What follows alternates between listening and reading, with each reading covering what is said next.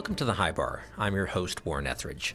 Recently, we decided to do something a little different with the show.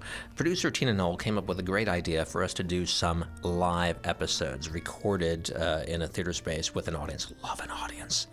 And talk to my friends AJ and Liza over at the West of Lenin Theater, which is in Seattle, Washington, in the Fremont neighborhood, just west of the Lenin statue. And we got 3 guests, the very first of which is none other than legendary winning NBA coach George Karl. Now, George Karl is known for many things, but one of the things he's known for is speaking his mind. And in his tell-all memoir, Furious George, he really does. And that doesn't make everybody happy. But what I respect about him is that he'll do it to your face, he'll say it to their faces. And that's why we have George Karl on this episode of The High Bar, raising the bar for candor. So normally we would tape at a bar, but today we brought the bar with us. I believe in alcohol. Shut.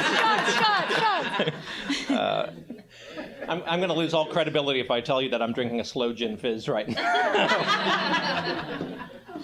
Is this the first time? Is this the first occasion? The first slow gin fizz? Sir, for when you might need more. Coach Karl has opted for the Coors Light, which I'm excited about. You know, before you sit down, take your coat off, make yourself comfortable. I read in your fine book, Furious George, that you have a ritual, a pre-game ritual, essentially of knocking the crud out of your assistant coaches and others who are nearby. Equipment managers, anybody that we can get into the mush pit, and right. At 3:59. Yeah. I have my manager count down the clock, and he yells 3:59, and at 3:59 for 30 seconds, anybody in the room I'm allowed to hit, and they're allowed to hit me. Okay, so kind of like the football smack, you know. Amazing. Remember, I'm very skinny. I used to be 285 pounds. Now I'm on 240. And I could knock the shit out of something. So, I know this is a 2 sips of slow gin fizz talking, but I wanted to ask you, can we do it? Can I get a taste of that? Can I stand up and get a taste of that? I don't know. You're a little shit a little bit. There we go. Now, if this is your first event, yeah, I'd probably you got you. But what do should I steal myself? You stand, Okay, this is a nudge. All right. And then we go again. Yeah. And then we go again. We're supposed to be hitting back. Yeah, get in there. And then we have another over here. Wow. Okay.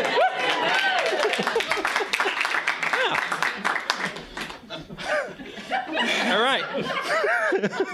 And we have had stitches. I think we got a broken nose once.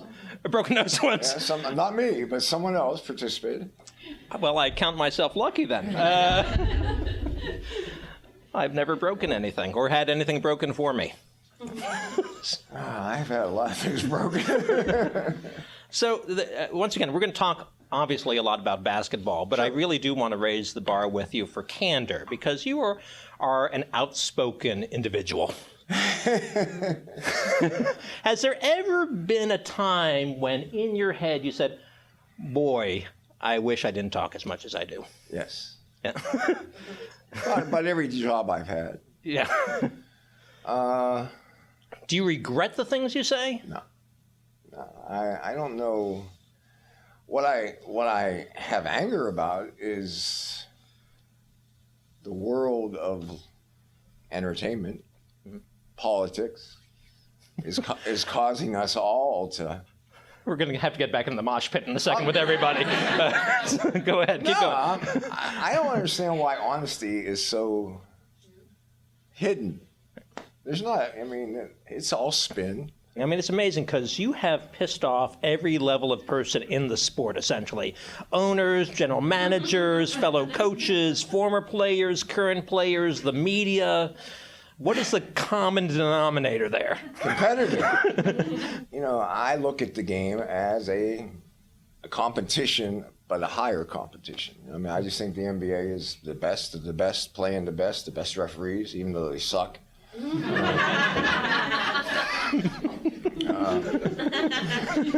The best of the best, and this is how sick I am. I read The Art of War. I don't know if you ever read the book The Art of War. I recommend it. It's a damn good book. I've read it 35 times because every season I coach, I read it one more time. And so, it's, there's some serious stuff in The Art of War, by the way, Like if the title gives it away. If the leader fails, the guy says the general who's leading the military should be shot in front of his troops.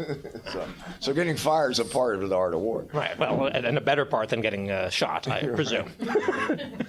So, your sister has said that you were competitive. You were aggressively competitive since the time you were a kid. Where does that come from? I think it might come from my grandpa. My grandpa was at home when I was growing up, and he was the guy that was always pushing me to be a basketball player or a baseball player or a football player or a handball player or a stickball player. We did a lot of stickball when I grew up in Swissvale, Pennsylvania. And he was the guy that probably was angry when I wasn't successful and was pushing me to be a competitive dude, including fighting. And he was a physical guy. And there's a little roughhousing. I don't think I pissed off everybody. I didn't say everybody. I just said at every level you pissed off somebody. I'd piss off the president right now. I wouldn't. Donald Trump and I would not be getting along. I mean, there couldn't be a safer city to say that in. But congratulations. I wake up in the morning just to turn on the comedy show, and it's Donald Trump. He's our president. This guy's our president. Oh. So we'll talk about the president in a different way than anticipated. You have a quote that I love, which is, "Body language is truth."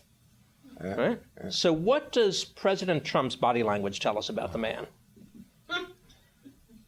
I'll do the handshake if you like.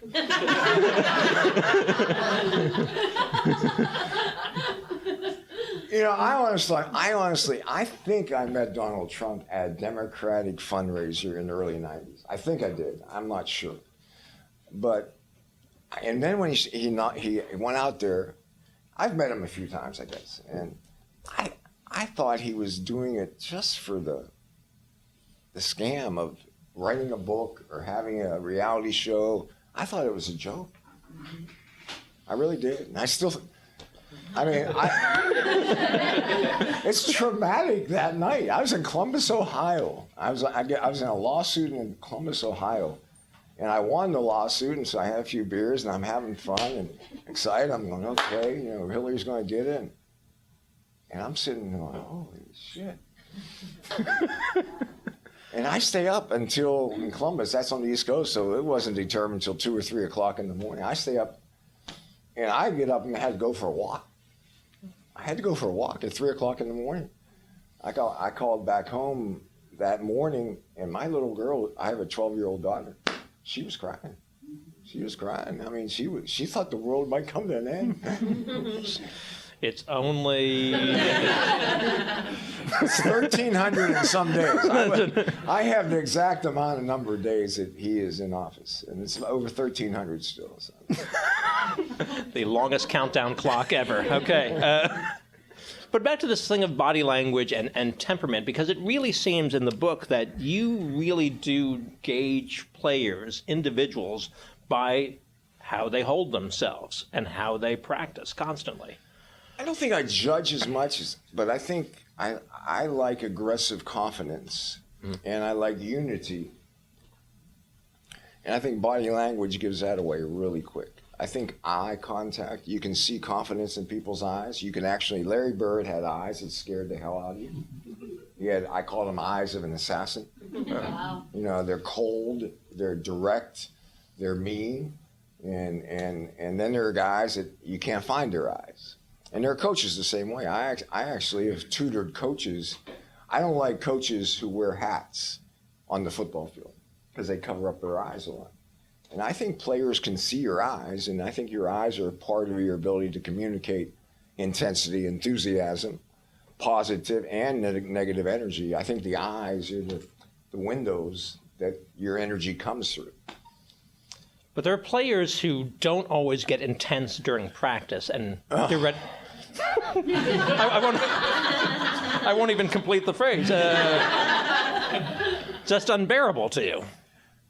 Totally, because I think as a coach, I think we enjoy coaching practices more than we enjoy the games. The games are stressful, they're intense. You know, they're up and down, there's emotional flows, there's anger, there's happy, there's sad, there's referees, there's all types of stuff. But to me, practice is where you build your foundation and you keep your habits consistent. You can have fun at practice, and you also got to correct in practice. Players don't look at it that way at all. I mean, some players do, but most players look at practice as punishment. And that's your quandary as a coach. And your staff is, you know, we work very hard to bring every practice somewhat come out, be a positive experience. The culture that I like intensity, I like the aggressiveness, I like honesty, I like, here's the one I believe in, it might make some sense to you. I don't like compromise, I like commitment. I hate compromise, actually. I despise compromise. I'd rather have aggressively a debate where we have an agreement that we're going to disagree more than sitting on, well, I like you a little bit and you like me a little bit and I'll do this, maybe I'll do that, and you do this and I'll do. Compromise, I think, and when you're playing with the best of the best, compromise is a losing form there. Well, let's just have a great show then. So Allen Iverson was your dream player then? Allen, I'll be honest with you, I think he was nocturnal. Yeah. I think God makes some nocturnal animals. I think Agag was one. He didn't sleep during the day. He wanted to go out at night, and he still could play. You know, but we got him right kind of where he was starting to go down, and he became. He was not. I never had a. I mean, I had more difficulty with Kenyon and Melo and JR and Ruben Patterson. This list is long. You know, I have problems with guys, but AI, he kind of, you know, he knew who he was, and he knew he wasn't a practice player, and and when he even tried, he was an awful practice player. So sometimes it was just better. We'll get better over here, and you just get ready for the game. For some, it'd be easy to point to oh, maybe the sport has changed and maybe players have changed to a certain extent. But you've been dealing with that issue from the beginning of your career, essentially. There's always somebody who's not into it. It's not new. I mean, attitude of players, motivating players. But today's game, it's gotten to be a money thing. You know, before the gym was about the gym and the gym. But money now, the power. The amount of money that we have, it's an entertainment game, and the millions of dollars that players make. Now players don't only want to make money, they want to have influence. They want to have an ability to talk to the owner, or you know, they want to be above the coach in some situations. I'm not sure it's the healthiest thing in the world right now, and I'm not complaining because I'm a rich man because of the money. But money is not good for the game of basketball. The amount of money that we now have in the game, the attitude is going to be more difficult to get the right attitude on your team unless you have players that have the right attitude on your team. If you're going to put the total responsibility on the coach, go get him LeBron, he'll be a hell of a coach. You go get him DeMarcus, he's going to be a shitty coach. Right. And there are a lot of people, I don't know if we have any psychologists in the room, but the one thing I believe is people change when they want to change. But if people don't want to change, they're not going to change. And I think women try to change men all the time in marriage. Don't know why he's pointing to me, but surely there's work that could be done. And, you know, men don't like to be told they're wrong. And they don't know how to express their anger when they're told they're wrong. So I've failed in my relationships with women too. So you guys help. You know, I call it the power of the orgasm.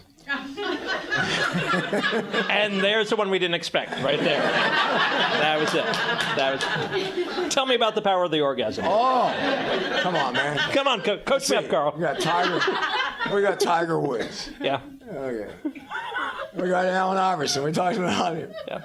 There's a lot of men You did that scream at destroy their Sean lives Kemp. because of the orgasm. You screamed at Sean Kemp vasectomy one night. Is that I true? did. I asked him, I said, I'll go with you. I'll get it done too. I don't think it's a problem if you two are together. No. But Sean, 7, 8, come on. Go back to this money thing. 'Cause- You don't like sex? What?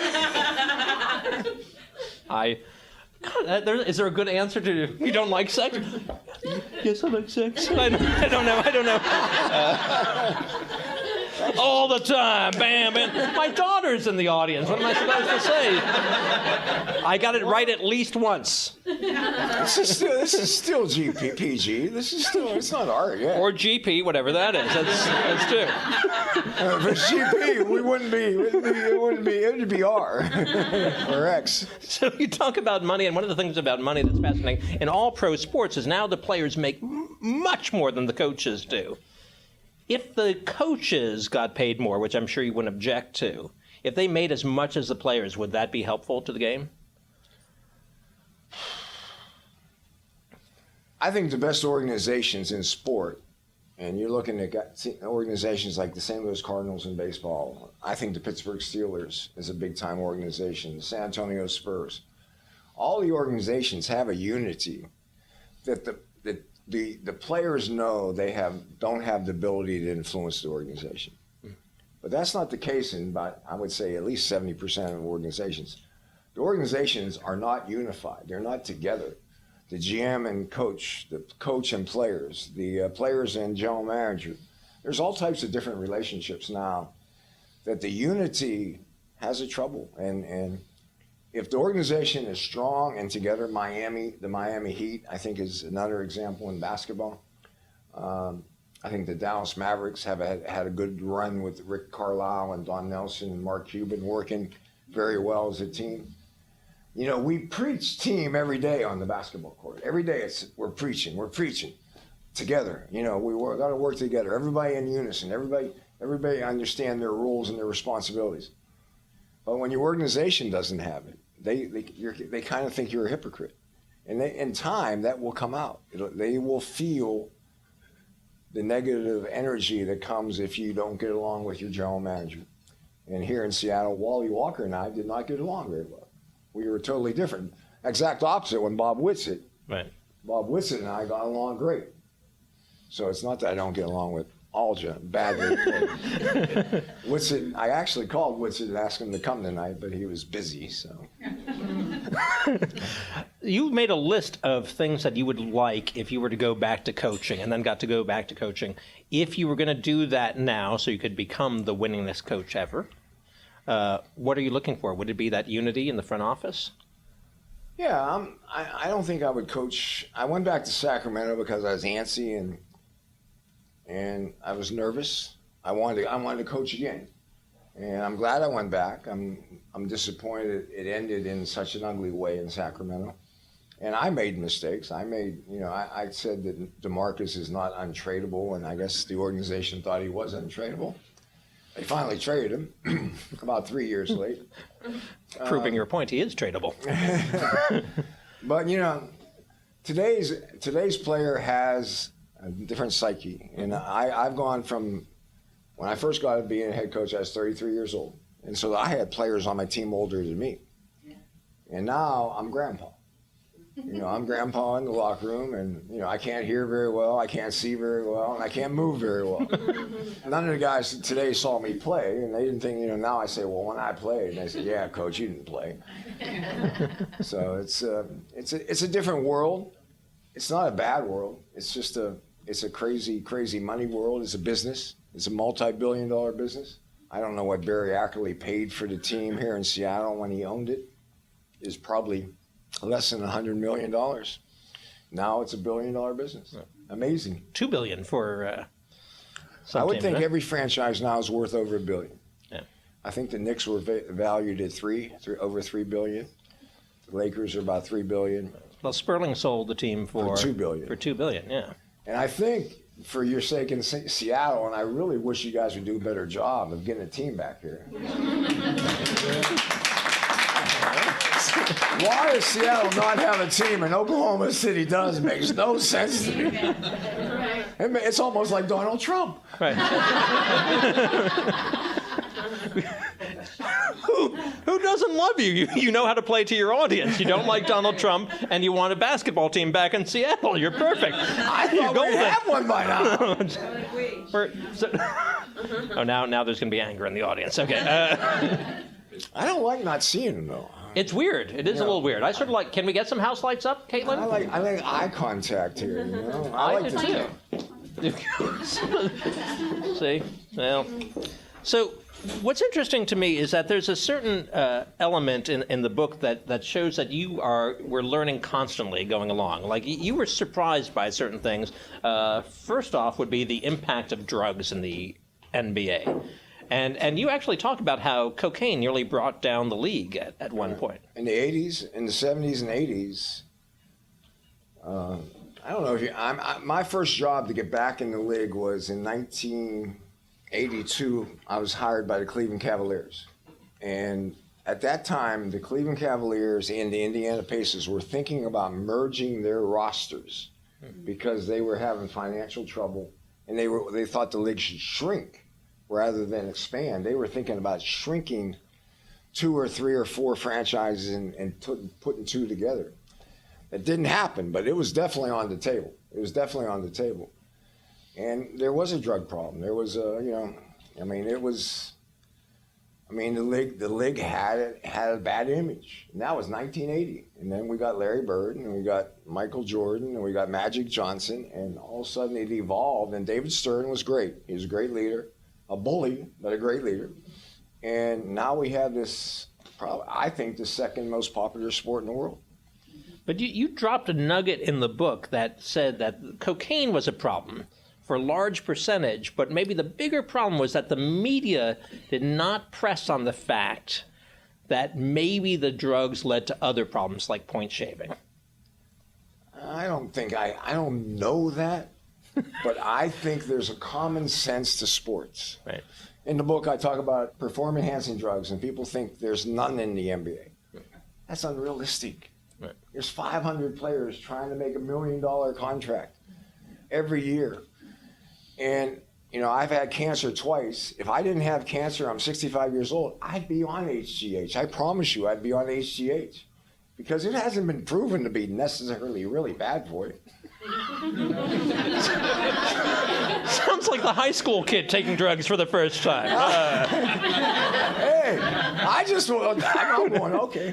And now all these guys go to Europe, right? We have like 100 guys that go to Europe to get the new knee treatment. Right. Yeah, the new knee treatment. They're going to Europe to figure out how to color or camouflage the usage, I think. But I'm just being common sense. And common sense also says, you know, if someone comes up to you and you're making $500,000 and offer you $5 million to fix 5 games, right, it's common sense. Someone's going to say yes. Someone's going to say yes. You don't want it to happen. And I honestly think the league does a great job of trying not to have it happen. I think the league does a good job. But to say it doesn't, I mean, the Donaghy thing. The personal foul book. Yep. The personal, come on, everything in that book is real. Everything in that book we've talked about in our locker room. For you all who are fans of us, remember when we played Phoenix in the 7th game of the Western Conference Finals? And they shot 64 free throws in one game, and it was the 7th game of the playoffs? Come on, man. What's that on ESPN? What? Come on, man. Yeah, come on, man. Come on. You don't want me doing that. Because it's, you know, and then I had the game when I was in Milwaukee, a Game 7, Eastern Conference Finals against Philadelphia. On the way to Milwaukee, they suspend a player because they upgraded a technical foul from a flagrant 1 to a flagrant 2, and they made him over the limit, and he was gone. So I had 2 conference final games, 7th games of conference finals, that I'm not saying were fixed, but I felt they were. He's not saying they were fixed. Well, Just I felt don't like they know. were fixed. You can't prove anything. My feeling was more powerful than my knowledge of the situation. But you have to be careful about those sorts of comments, or you had to be careful. You can say whatever you want now, unless you want to coach again. It goes back to I mean, if I coach again, it's going to be someone who thinks I'm a damn good coach. That's all it's going to be, and that's cool. Whatever, 10%, 20%, or 50% of people think I'm an idiot now. That's fine too. But I still think I can coach. But I will have to adapt to what's going on, and I didn't adapt very well in Sacramento. And I want you to know, I had a weird situation in Sacramento. I didn't know how to motivate my best player, and I didn't know how to organize myself to the point where I could get along with my owner. So it was a difficult situation. I messed up there too. At some point, you talk about, though, that in your mind, you shouldn't have to adapt to the individuals. They should adapt to you. Do you still feel that way? What? You said it. I didn't say it. I'm just repeating back. I read. I'll go back to the Art of War. Okay. Oh, boy. The Art of War says an army can only have one general. What basketball team now has one general? You have an owner, you have a general manager, you have a best player that makes $25 million a year, and then you have a coach, and then you have other things. And it's tough to have just. I think the game is played better when there's a respect of authority in your team. And now that can be defined differently. When you have Tim Duncan and he's a no-nonsense dude, he can be the leader of your team. Pop does a great job of allowing guys having responsibility. But if your leader of your team is Sam Cassell, who looks like he's from Mars, a hell of a player, hates practice, doesn't even want to talk about game plan until the game starts, so it comes in different packages. If you could have that control, if you could somehow magically make that happen, do you think you'd win your championship and become the winningest coach ever? I think it'd be easier, but no. I mean, winning an NBA championship is a hell of a challenge. You got to have a damn good team. You got to have damn good coaches. You got to have a great fan base, and you got to be lucky. The fans are important. I think the fans are very important. The energy of the fans help you be successful. And we had a great run here. Those 7 years, the Key Arena, loudest building I think I've ever coached in. I don't know the Louder year. than the submarine at Richfield? Yeah, a lot louder. I remember walking out when we won the game against Utah to go to Game 7 in Seattle. It was a Sunday afternoon game. We win it, and it was a beautiful Sunday afternoon in May.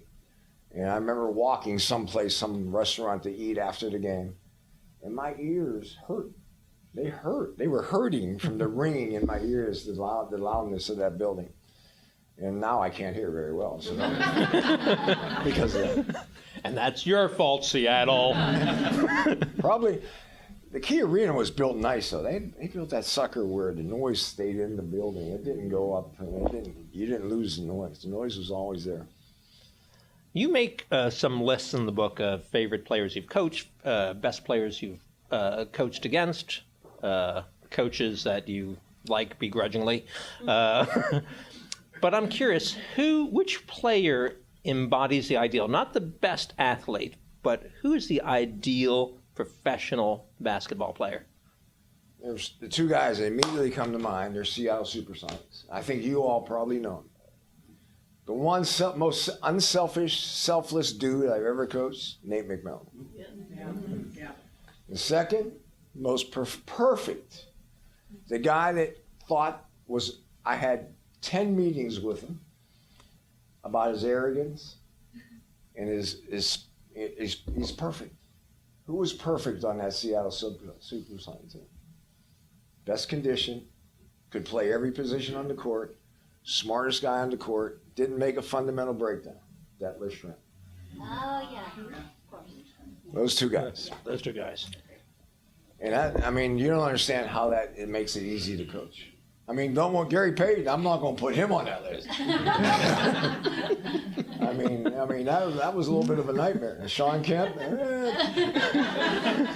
But having Nate and Detlef and Sam Perk and Hersey Hawkins and a lot of other great guys, we all came together. And Gary and Sean were by far our most talented dudes, but you kind of need the glue guys too. And Nate was the best glue guy. And Detlef was so perfect, it made you, Detlef, come on, man, act like a jerk once in a while. I mean, I'm tired of you just, I don't know, that guy in the classroom who gets straight A's, it looks good all the time, it never, have a bad day, man, have a bad day. He did have that last name. Schrempf. That isn't it? No, that's not enough for you. All right. Well, I'll tell you, he had some fights in practice. He's a hell of a fighter, man. He beat the shit out of some guy. I love the idea of the NBA as sort of mixed martial arts behind the scenes. Every chapter, somebody's beating the shit out of somebody else. It's amazing. It's a 30-second fight. It's a I'm not now, but we're standing. Are you going to give us a demonstration again? Do I need to get up for that? I always felt I could handle a 30-second fight with anybody. Right. They're not going to kill me. And I might get lucky. And we're back to the power of the orgasm. So you've written this book, Furious George, and everybody would call it a tell-all memoir of sorts. Is there any regrets about telling all? No? I didn't write the book to make money. I didn't write the book to get even. All this. I mean, I say in the book that basically when you get older, you learn about, how to get the junk in your body outside your body. And that's why I wrote the book. And I have to believe, even though there have been a more than a handful of players who are a little annoyed, I have to believe that some have secretly told you, love the book. There's not one thing in the book that I hadn't told them. Right. Now, they don't like to be told in the public now. They don't like to be called out in the carpet. And we talked about it in the book, about writing, when we were writing the book, what should I do with all these things I want to say and still write a good book? And I think the book is a celebration. The title sucks. Furious George.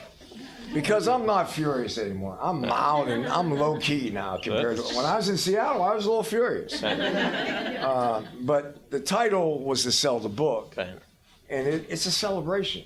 And 90% of it is happy. It's what life is about, being a coach in the NBA and what I learned. And if you like it, maybe it'll help you in coaching. Maybe it'll help you in understanding the crazy world of the NBA, because the world. And as you know, I didn't know I'd be in this generation of internet and telephones, and we now have a library in our hand, and the world right now is moving a little too fast for me, and I think it's moving a little too fast for most of you in the audience too. And it's exploding, it's evolving, it's dynamic, but to stay focused and concentrated. It's a privilege to be a head coach in the NBA. I honestly believe that. And I think the compliment I would say is I think I coach basketball because I love basketball. I don't coach basketball to make money. And I will coach basketball again because I love basketball, not to make money. And I hope it's somewhere, somehow, maybe back in Seattle for a few years at the end of my career. Oh, take note, Chris Hansen. Take note. Thank you so much, sir. We'll rename the book Timid George. Thank you. Thank you for going easy on me.